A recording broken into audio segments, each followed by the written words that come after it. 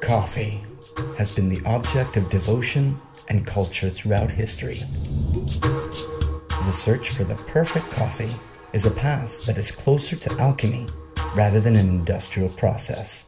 At the end of the 19th century, Italy, the heart of the Mediterranean, found a new way to make coffee called espresso coffee.